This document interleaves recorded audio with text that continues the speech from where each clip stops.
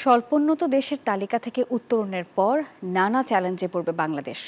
রাজধানীতে এক সেমিনারে বক্তারা বলেন, ব্যাংক ঋণের উচ্চ সুদহার, জ্বালানি সংকট এবং আমলাতান্ত্রিক জটিলতাও বিপাকে ফেলবে বাংলাদেশকে। প্রধান উপদেষ্টার আন্তর্জাতিক বিষয়ক বিশেষ দূত লুৎফে সিদ্দিকী বলছেন, আইএলও মামলায় হারলে জিএসপি সুবিধা হারাবে বাংলাদেশ, আর এজন্য পরিস্থিতি মোকাবেলায় জাতীয় সংলাপের তাগিদ দেন বক্তারা।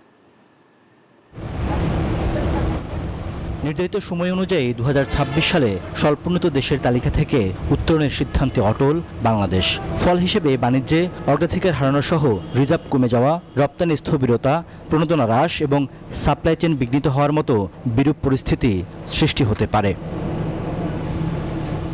এসব মোকাবেলায় করণীয় বিষয়ে এই সেমিনার, যেখানে মূল প্রতিবেদন উপস্থাপন করেন সানেমের নির্বাহী পরিচালক। আমরা যদি বাংলাদেশের সামনের দিনের একটা বড় ধরনের কাঠামোগত পরিবর্তন দেখতে চাই, তাহলে ট্রেড পলিসি রিফর্মটা প্রয়োজন। এ সময় বিশ্ববাজারে পণ্য বাজারজাতকরণে নানা প্রতিবন্ধকতা দূর করতে জোর তাগিদ দেন শিল্প উদ্যোক্তারা। Bangladesh must develop a core team of trade experts and legal advisors to negotiate it in international forums. Jute export করছি, কিন্তু আমরা জুটের কি এক্সপোর্ট করি? আমরা জুটের ইয়ার্ন এক্সপোর্ট করি, আমরা হেসিয়ান ক্লথ এক্সপোর্ট করি, আমরা ব্যাগস এক্সপোর্ট করি, কিন্তু আমরা তো জুটের অন্য কিছু করি না। যেমন আমরা জুটের ফ্যাব্রিক করি না। আমাদের স্ট্রাকচারাল প্রবলেম আছে, পলিসি প্রবলেম আছে। স্ট্রাকচারাল প্রবলেম কি? ইনফ্রাস্ট্রাকচার ফ্যাসিলিটিস নাই ঠিকমতো। প্রধান উপদেষ্টার আন্তর্জাতিক বিষয়ক বিশেষ দূত লুৎফে সিদ্দিকী বলেন, আমলাতান্ত্রিক জটিলতা থেকে বের হয়ে আসতে হবে। আর জাতীয় সংলাপের তাগিদ দেন প্রধান উপদেষ্টার বিশেষ সহকারী আনিসুজ্জামান চৌধুরী।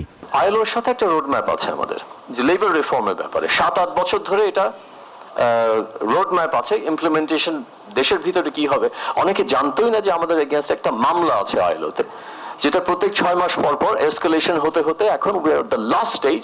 আরেকবার এসকেলেশন হয়ে গেলে জিএসপি প্লাস নেগোসিয়েশন তো দূরের কথা, জিএসপিটা উইথড্র হয়ে যাবে। আমাদের হিউম্যান ক্যাপিটালের অভাব নেই, আলহামদুলিল্লাহ। আপনারা জানেন আমাদের কি পরিমাণ হিউম্যান ক্যাপিটাল আছে। আপনি বলেছেন আমাদের স্কিল সব আছে, আমাদের ফিজিক্যাল ক্যাপিটাল আছে। আপনার ফ্যাক্টরি এগুলি কিন্তু কোরিয়ার কিছুই ছিল না, জাপান ধ্বংসস্তূপের মধ্যে থেকে শুরু করেছে। এ সময় এনবিআর সদস্য মুস্তাফিজুর রহমান জানান, এলডিসি গ্র্যাজুয়েশনের জন্য ব্যবসা বাণিজ্যে সব ধরনের সহযোগিতা করবে এনবিআর। সামান্য একটা আমাদের এক অ্যাপারেল ছাড়া অন্য প্রোডাক্টের কন্ট্রিবিউশনটা আমাদের খুবই কম, যে কারণে আমরা যখন নেগোসিয়েশন করছি তার একটা বিশাল প্রোডাক্ট নিয়ে এসে আমার কাছে হাজির হচ্ছে, যেটা নিয়ে আমি পাচ্ছি না। সবার সহযোগিতা থাকলে বাংলাদেশ সহজেই এলডিসির ধাক্কা সামনে নিতে পারবে বলেও মনে করেন বক্তারা। রিয়াদ সুমন, নিউজ 24, ঢাকা।